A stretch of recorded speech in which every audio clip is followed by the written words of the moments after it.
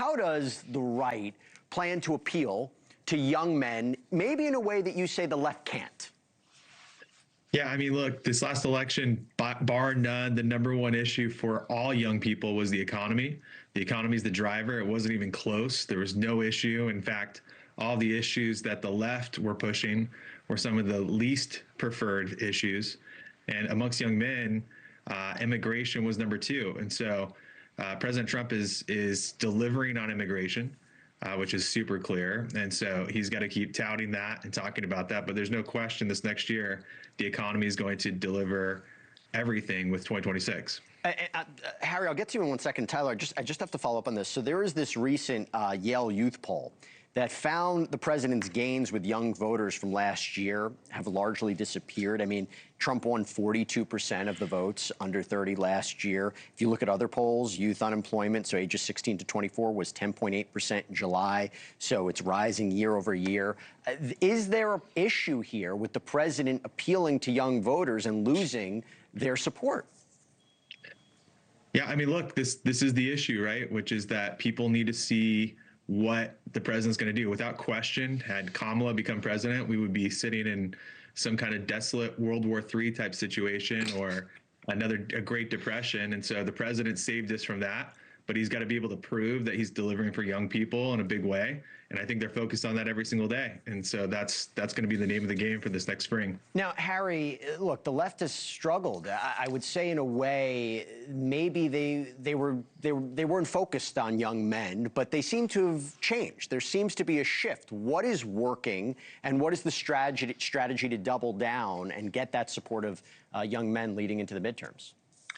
Well, yeah, I absolutely agree. There's been a major shift, a major focus on this voting group. I think Democrats are waking up to the reality that young men are vital and can actually shift elections. And I'm so thrilled by the changes I've seen from candidates all across the country, whether it be Cheryl in New Jersey, Spanberger in Virginia, or Mamdani in New York City. They all focused on affordability. They were laser focused on the economy, calling out Donald Trump's failures and embracing new media and young people, actually bringing them into the fold, giving them a say. And I think if Democrats use that strategy going into 2026, will be successful. You just mentioned the falling approval numbers for Donald Trump among young people. They're not buying into this tariff crap. They're not buying into Donald Trump's cover-up of the Epstein files. Nobody can afford a home. When you go to the grocery store, your prices are up, but Donald Trump is telling you it's a hoax. That's a losing message. Democrats have a winning one going into 2026. But Harry, wouldn't you say it feels that the left at times has marginalized young men, that maybe it's always when you talk about the issues that are affecting young men across this country, it's almost been taboo. You shouldn't talk about that, shouldn't focus on that.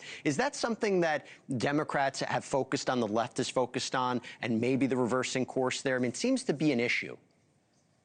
Yeah, I actually agree with that point. I think the Democrats haven't done a good enough job when speaking to young men, speaking about the issues that impact them daily. And that's why I'm so thrilled and excited by what I've seen from Democratic leaders across the country. Gavin Newsom has said this exactly, that we've walked away from young men's issues. And that's why he signed an executive order focused on male suicide. He is launching an initiative to get more people involved in public service, specifically young men. Governor Westmore in Maryland has launched an initiative to hire more male teachers, to have positive male role models for young people in the state of Maryland. So Democrats are not only walking the walk, they're talking the talk. They have messaging that works and actual initiatives that are doing very good for the people they represent.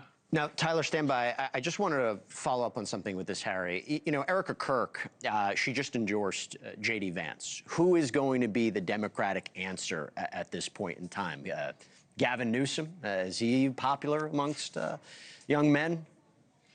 Well, I think it's, far too, it's a far way away from 2028, far too early to say. But I think, Gavin Newsom would be great. You have other amazing Democrats. I'm a fan of Wes Moore, even though he says he doesn't want to run. Governor Shapiro in Pennsylvania, Governor Whitmer in Michigan, John Ossoff in Georgia. There are so many amazing candidates. But if you're looking at the polling right now, it's Gavin Newsom and Kamala Harris who sit at the top. And I think both of them would be excellent candidates. And if Kamala Harris won, we would not be in a World War III depression, as Tyler suggested. I think we'd be just fine. Well, Tyler, I'm giving it over to you to respond. But also, just let me ask you also about that.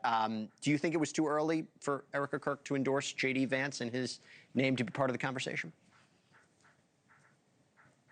Tyler, over to you.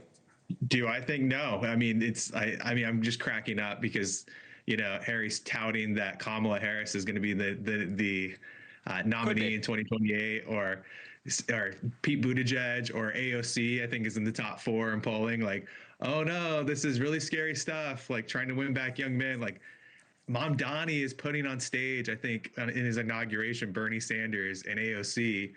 I mean, the Democrat Party is so tone deaf when it comes to what young men are interested in. Thank you for watching. Subscribe below and download our NewsNation app right now on your phone, and you will get fact-based, unbiased news for all Americans.